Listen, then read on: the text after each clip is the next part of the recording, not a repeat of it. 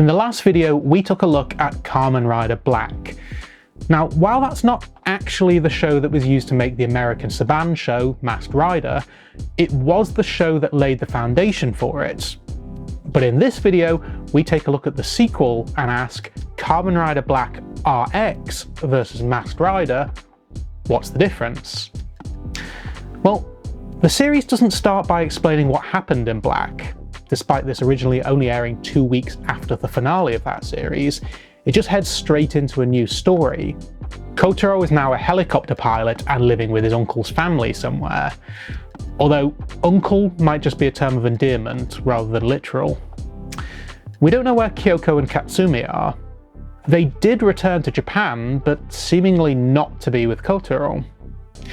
The world is seemingly aware of what Kamen Rider did though, as he's been turned into a manga, which could also just be a subtle hint to go out and buy the real manga.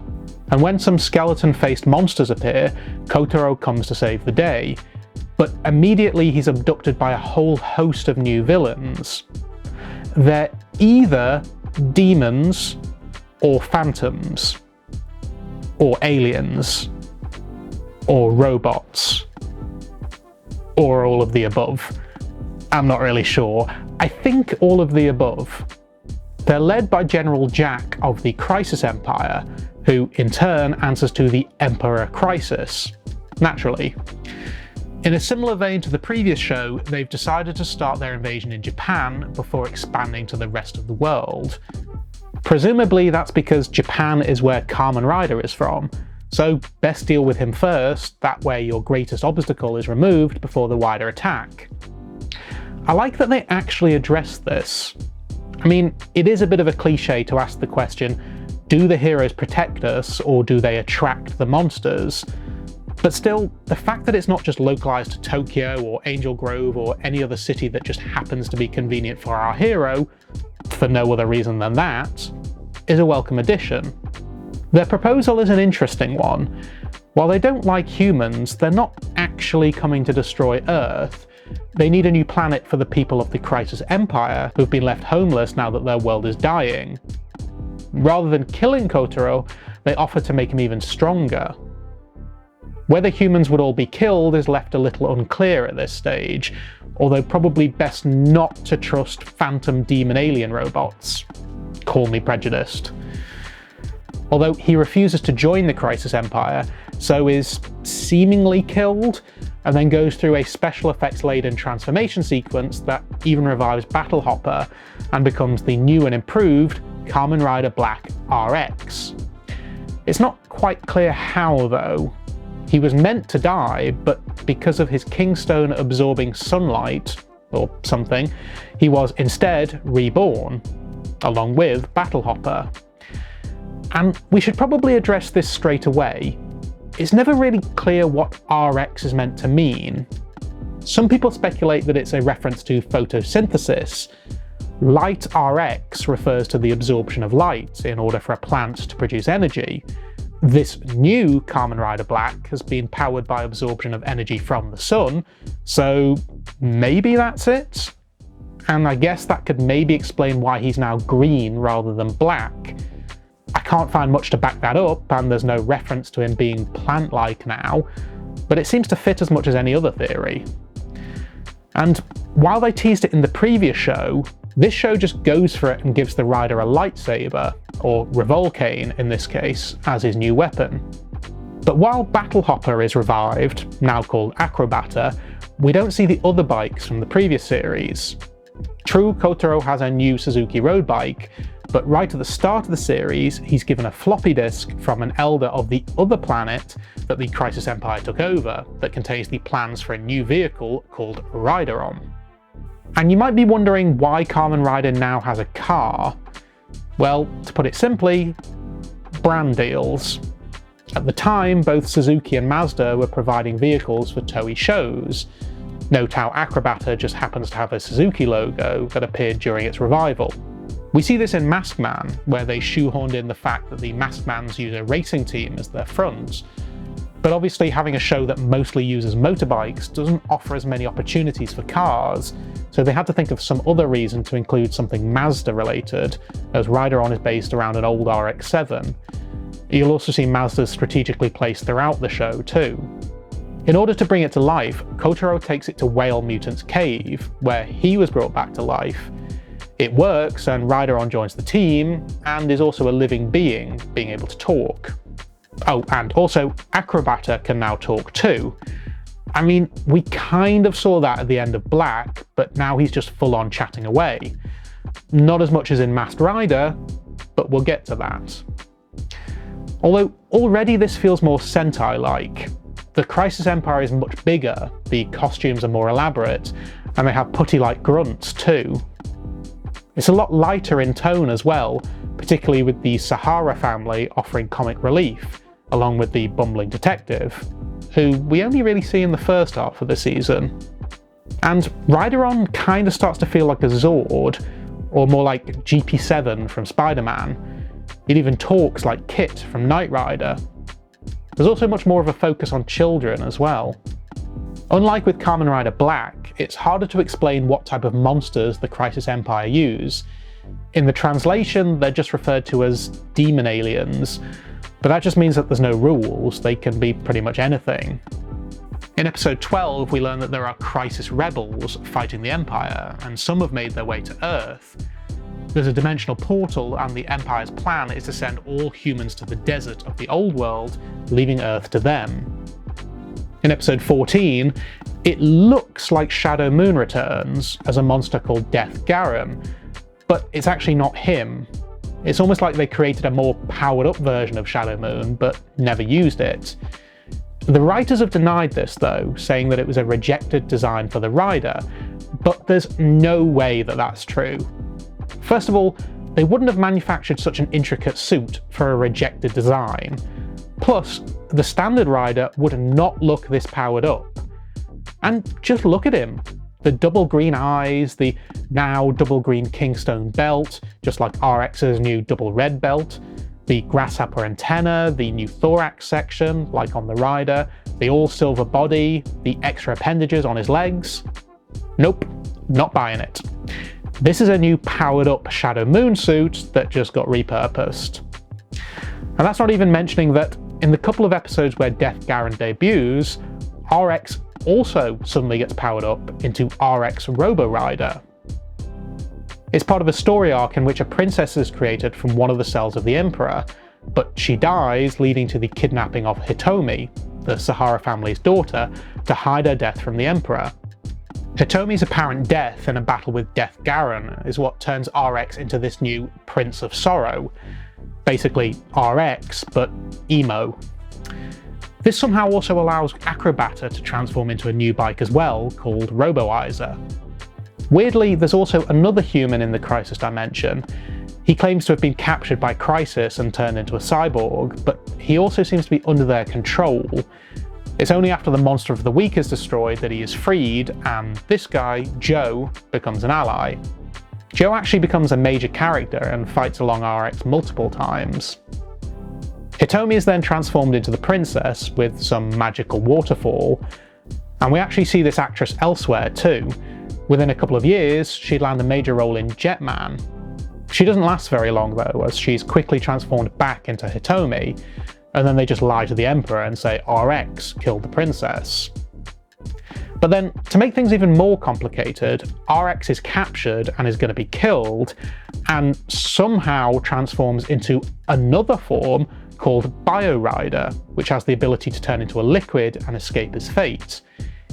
He now sports a belt more like the one in Black, looking like the old Kingstone Morpher thing. And then this new form also brings a new form of Acrobata too, in the form of Macjabber. Whatever the case, they return to Earth with Hitomi, and now Joe too, and we head into some filler episodes. But now, obviously, there's some new powers to explore, so it ends up being quite an effective way of injecting some new life as we approach the halfway point in the series. Now, despite Death Garen dying, we do see Shadow Moon again once we get to episode 22. Oh, and there's that outdoor theatre again. Since the last video, we did actually find where that is. It's in the Tokorozawa Aviation Memorial Park, just outside the main city of Tokyo. Maybe I can visit one day and see where so many tokus have been shot, and I guess also in turn, Power Rangers too. It's still unclear whether Shadow Moon survived at the end of Black, or whether he died and was somehow revived. He keeps saying that he was raised from hell, although that could just be to sound menacing. The narrator explains that he barely survived, but now he's lost all of his memories. So technically he lived, but the old Shadow Moon, and also Nobiko, are effectively dead. The only thing that remained is the drive to kill Kamen Rider, so physically he survived, but his soul is dead. But not really. He initially possesses Joe, and then we get our rematch of Shadow Moon and Black Sun, with Shadow Moon proving stronger, but Kotaro has had significant upgrades since their last battle. And this is where there's a lost opportunity. The Crisis Captains can't stand helping Shadow Moon, so they interfere. But you can have RX's new powers be too much for Shadow Moon, only to unveil that he too has had some upgrades and take on the form of Death Garen. Instead, RX defeats the Monster of the Week, and Shadow Moon just disappears for a few episodes. We don't see him again until episode 27, and as cool as it is to see them battle, it doesn't really last very long. RX wins, but there's just enough time for Shadow Moon to redeem himself, saving some children, before succumbing to his injuries. So maybe something of Nobiko also survived. Frustrated with the lack of progress, the Emperor sends Colonel Dasmada to try and whip Crisis into shape, and there's a renewed effort to try and bring the two worlds close together too. The legend goes that in the past, they were closer, and travel between them was much easier. It all centres around a key that creates a portal, but of course that just becomes another failed plot, and we head into some filler before the final run of episodes leading up to the finale. In episode 38, the Crisis Empire starts sending its first wave of soldiers, made up of people from the other world, but they're not able to handle our atmosphere for some reason. It's never really clear. So they start to build an underground area for them, which is supposed to have a more stable atmosphere, I suppose, and is also meant to be big enough to welcome 5 billion people. That's a big hole. Wow! What a hole! But the Crisis Empire starts to turn on each other. Dasmada tries to execute one of the captains, Marie Baron, for her failures, but General Jack stabs him in the back. Literally, although he fails to kill him.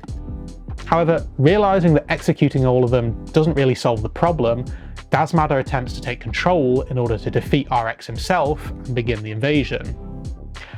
But wait, because there's a big surprise ending. Every previous Kamen Rider suddenly appears out of nowhere, supposedly from fighting Crisis in other countries, and now they've all agreed to return to their homeland to join with RX. As crossovers go, you can't get much better than that. Imagine being sat at home in the 80s and then all of a sudden there's 10 other Kamen Riders all appearing on the screen at the same time, and turns out they've been there all along. In universe, there's been 10 other Kamen Riders fighting Crisis simultaneously, and they don't rush it. They take their time, even showing you segments of the 10 riders training in the desert before their return, teasing them as pre-credit scenes for multiple episodes. With the commencement of a doomsday clock, Crisis begins to fall apart, turning on each other. Oh, there's that bridge again. But the Emperor hands down a weapon to finally do away with RX. However, just before the final blow, in come the 10 returning riders. And thankfully it's not just a one and done battle either. I mean, RX even steps aside, seemingly defeated, and the 10 riders briefly become the stars of the show. As we come to the end of the series, General Jack is torn apart by the Emperor and transformed into a new monster called Jack Midoror. Just to show how serious this guy is, he kills the Sahara family parents. Thankfully, the past riders are still around. Too often when we get a crossover show, past characters just show up once and off they go again. But here they are just as the shiz really starts to hit the fan, and they're around for multiple episodes, right up to the end.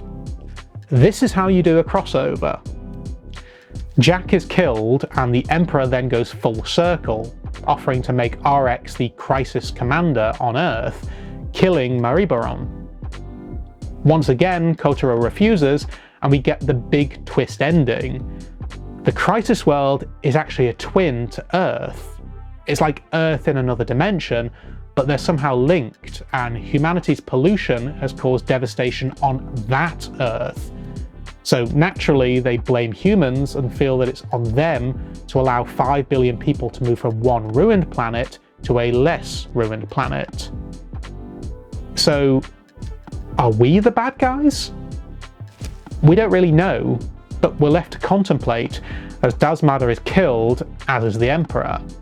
The other riders bid farewell, and the Sahara parents are buried. It's then left to humanity to take care of our planet, and in turn help the other world too.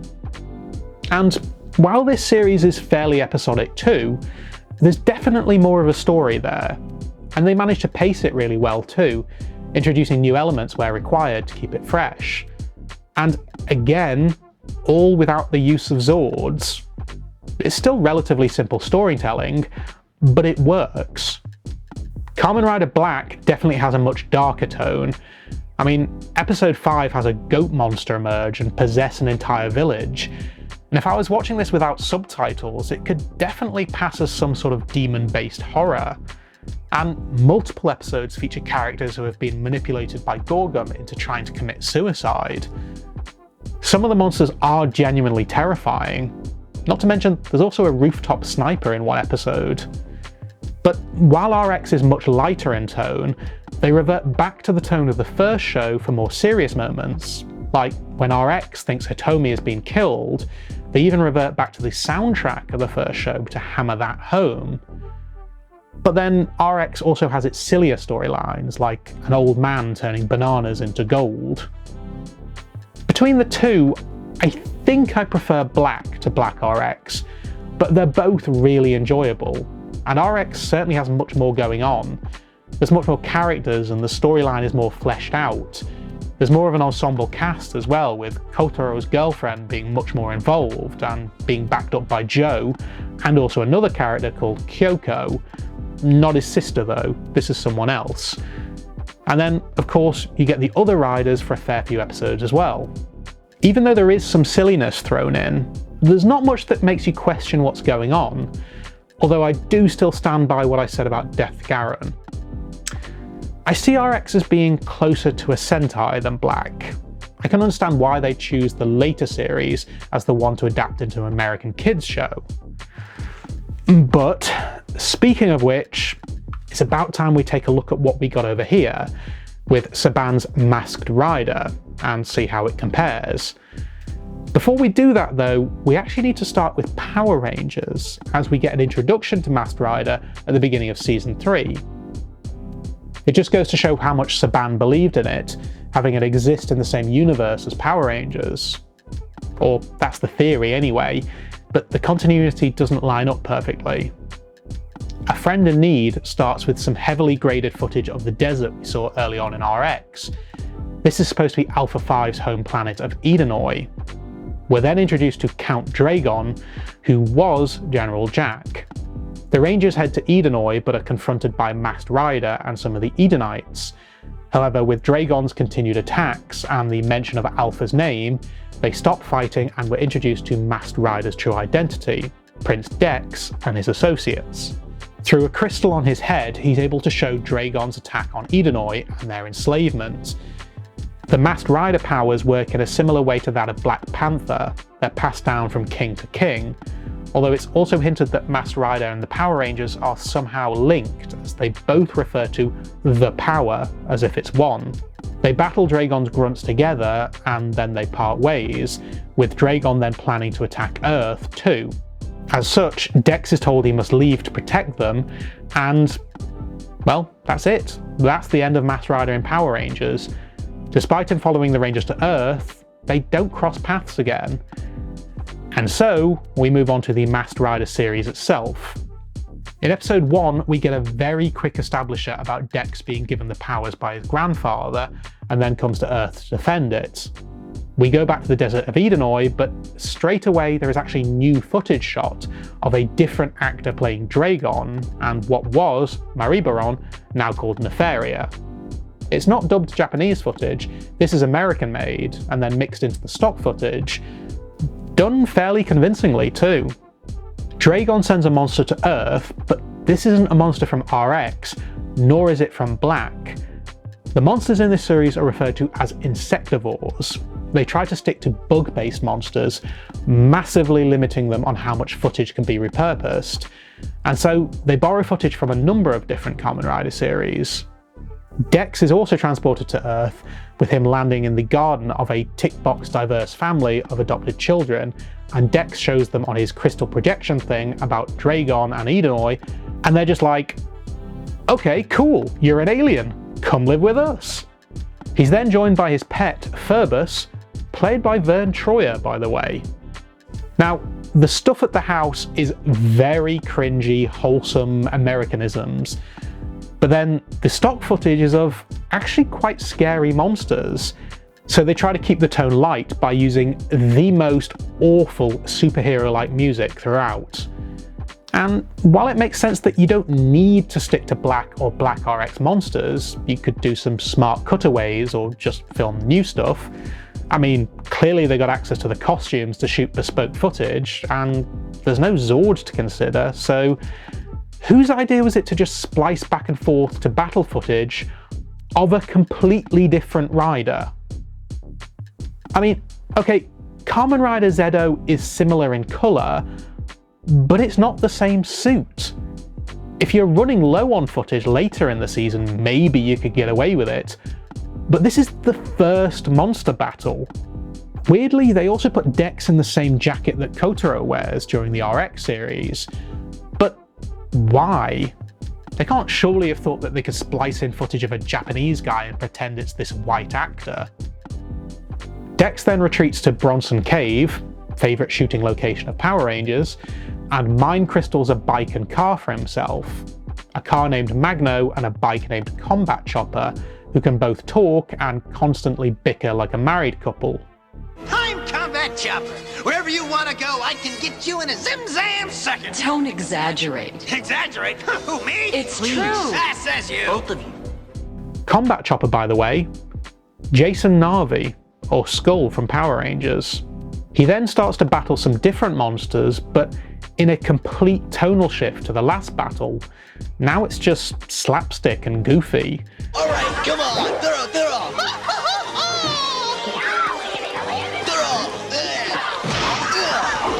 Which then sets the tone for the rest of the series. From here on, we move into the most god-awful, goofy, overacted nonsense. They use footage that they didn't even need to use, like, oh, yeah, they did it. That's a Japanese guy on the bonnet of the car that's meant to be Dex. And then, for some reason, they dub over audio of Tommy kiaring during the fight. What even is this? I get that the actor that plays Dex isn't great, but you can't just dub over another character from a different show. Although I suppose it still is in the same universe, so maybe Tommy's in the background somewhere? They've added all these CGI intro sequences for Magno and Combat Chopper too, which only cheapen things further when it's mixed into footage using miniatures and a full-size prop car. The weird thing is, they don't actually use much stock footage. I mean, yes, they use monster footage, but it's not like there's any Zord footage, so it's only really a small proportion of the show. The rest of it is wrapped around a lot of custom US footage that shoehorns in the obligatory "I learned something today" cliche family show moments. You have a right to feel disappointed, but sometimes you have to make a difficult choice. When we get to episode 7, the king sends a crystal from Edenoi that's meant to upgrade Dex's powers to Masked Rider Super Gold, whatever that means. The messenger is captured and brainwashed, using the crystal to become Robo Rider, or Shadow Moon, not Robo Rider as in Robo Rider from RX. Now, considering that they shoot a load of new footage, do they at least use the Death Garen footage for this new Robo-Rider? No. He just appears as a different monster in a later episode. Dex is able to jog the messenger's memory and obtain the crystal to become Super Gold. So, in the Japanese show, RX becomes Robo-Rider, or Super Gold, in a battle with Death Garen. But in the US show, they swap it, so that he becomes Super Gold in a battle with what was Shadow Moon, and then he fights what was Death Garen in a later episode, but now it's not when he first gets the powers. How did they shoot new footage, swap Death Garen and Shadow Moon, wrap it around a storyline of being powered up, and still not use the two characters as they were clearly intended to be used? But Dex actually has other powers too, not just when he's in transformed modes. He has X-ray vision, but they only really show it a couple of times. Once when he's fixing a toaster, and then once again when he's checking the label on one of the girls' swimsuits. Just the label though. Let's not go there now. There's lots of manufactured moments like this though, in order to use the running gag about Dex talking with a greater vocabulary than everyone else. His adoptive brother and sister suggest watching TV to develop a way of talking that doesn't stand out as much. But all that does is make him quote commercials all the time. Bargain swimsuits, yes it's true. Fits your budget like it fits you. You and your big mouth, Kirby. I thought I told you to. No, But even saying that sounds wrong because it suggests that the dialogue that the other characters in the show use sounds normal. Dex is such a hunk. I think I'm in love with his hand-eye coordination. What does that mean? Is it sexual? Does she just want him for his gaming ability? And speaking of sexual, what is Dragon holding? Why does the monster jar have to be shaped like that? Also, if they had any hopes of this show being successful in other countries, they managed to screw that up even more by insulting multiple countries in one episode. The family house a foreign exchange student called Bjorgi from Scandinavia and is presented as if he's Scandinavian, but speaks with an Italian accent. He also doesn't know what a school locker is, he's confused by coloured lights, somehow doesn't know what a coin is, he's never seen a video game before, and he confuses even the most obvious social situations. He somehow manages to be more alien than Dex, who's a literal alien. There's also a thing where they go to an Italian restaurant but have French food. I don't know. At this point, I don't even know whether I should be annoyed that Dex saves Santa from some Dragon bugs. I mean, the family is seeing alien monsters all the time like it's nothing, so naturally everyone just reacts to Santa coming down the chimney like it's Grandpa popping around with some presents. In episode 15, Dex adds to his Super Gold powers by becoming Super Blue, thanks once again to the Messenger, who modifies his Ecto Accelerator, whatever that is, I guess the belt. When we get to episode 21, Dragon offers Dex a deal to return to Edenoi and rule together as uncle and nephew. Or he could just keep Master Rider distracted on Earth and release monsters on Edenoi to look for the king. I mean, why is Dex on Earth anyway? Yes, Dragon sets his sights on Earth as well as Edenoi, sure, but the whole point is that the Earth has the Power Rangers. Lord Zed and Rita kept going on about how Dragon was super evil and strong, but he can't handle Masked Rider on his own, whereas Zed and Rita are regularly taking on an entire team, plus their Zords and Zordon. There's no way Dragon could handle the Power Rangers, he can't even make his monsters giant. If he wants to combine forces with Zed and Rita, maybe, but Earth will be just fine without Dex. He should maybe worry about his own planet. You know, the planet where people are all slaves and at war, rather than appearing on game shows or going camping or learning to dance. Also, is Ferbus cute? I can't really tell. He's just so out of place. I mean, we won't go into the episode where he has to fly a plane, I don't think I have the strength for that, or question how Dex has a passport even though he's an alien. There's only so many plot holes we can question in one video. Later in the series, Dex gets exposed to negative proton rays, which apparently has the effect of him losing his powers. His grandfather is able to restore his powers, but it requires sacrificing Magno and Combat Chopper. But then they're just fine again. So no jeopardy, no lasting effects, just another episode in the can. By the way, remember the Emperor from RX? Yeah, he's just another monster in this show called Lava Sect. As we get towards the end of the season, they try out a child Masked Rider by having the powers temporarily transferred to Albie, the brother. But guess what? It was all a dream. Albie just hit his head, went unconscious, and had the best dream of his life. Concussions are fun, kids! You can be Masked Rider too. All you need is a hard surface and the belief that you can do it. What could go wrong? Honestly, I'm really struggling to come up with things to explain because hardly anything happens in this show. Even the hype man at the start of each episode struggles to make it sound interesting. Today on the adventures of Masked Rider, Grandma drops by for a visit. Better tidy your rooms up in case she inspects. Yeah, and I gotta make sure that my teeth, hands, and behind my ears are clean. The show doesn't even really have much of an ending either. There's no build-up, just after 40 episodes, yes, I watched 40 episodes of this, Dragon's monster threatens to destroy the city, so King Lexian calls through time and space to all the dead kings of the past to defeat the last monster, and that's actually quite a nice way of explaining it, I suppose, but that's it. We don't know what happens to Dragon, or anything.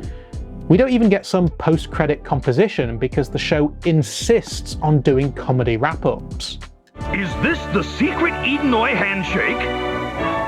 Will Count Dragon get his own TV talk show? Will the Commandoids believe Doubleface when he tells them they look good in those outfits? Will the Stewarts ever let Purvis choose their vacation destination again? Will Dex ever learn to take his clothes off before he showers? All this and more on the next exciting adventure of Masked Rider. It's awful. It's just awful. I don't know how they managed to drop the ball this much. It has nothing to do with the source material. This no doubt ruined any possibility of Kamen Rider making it to the West. Needless to say, the show was a flop and toy sales were poor. And honestly, I'm not surprised. I mean, I don't even remember this being on UK TV. It probably was, but clearly nobody cared. I will commend the series on one thing though. Nefaria suggests that Dragon should send all of his monsters at once to destroy Masked Rider, rather than one at a time. But Dragon refuses, saying that releasing them all at once could be too dangerous. Not even he could keep them all under control. Sire, might I suggest sending down another monster? You have a vast array of insectivores in your collection. Send them all. One will be enough. All these creatures unleashed would be even more than I could handle. That's as good of an explanation of a monster of the week as you could hope for. In fact, I'll even go one step further. Pretty much all of the stuff with Dragon is actually okay. They do a decent job of fitting it in with the Japanese stock footage, similar to how they did with recasts of Rita in Power Rangers, and the actors for Dragon and Nefaria do a believable job when chopping and changing between footage. But just about everything else is this over-the-top cutesy rubbish with a non-stop grinding, plinky-plonky Disneyland soundtrack. It's honestly a real shame that they weren't able to do a better job with this. After watching both Kamen Rider Black and Black RX, I definitely think Kamen Rider could have had its place on Western TV. Granted, those are the only series I've seen so far, but still, I enjoyed both for different reasons. But there seems to be such a lack of understanding when it comes to the source material, and also when it comes to Power Rangers. I mean, you already knew how to make a successful show. This is meant to be a spin-off made by the same people in the same universe, but it comes off as a cheap juvenile imitation. As much as I enjoyed both series of Kamen Rider, I am so disappointed in Masked Rider. Which leads to one final conclusion. Give Kamen Rider Black and Black RX a chance. but avoid Masked Rider at all costs. Not that that's difficult, it's hardly streaming anywhere, and if you did watch Masked Rider back in the day, don't be fooled. Masked Rider is nowhere near a fair representation of the show that spawned it. Now, I know that everyone doesn't have the time to dive into a 50 to 100 episode long binge of a show that's 35 years old, in another language, and isn't even streaming anywhere, but if that's you, then there is at least another option. Go watch Kamen Rider Black Sun. It's unbelievably good, which I'll explain in the next video. But until then, I'll see you later.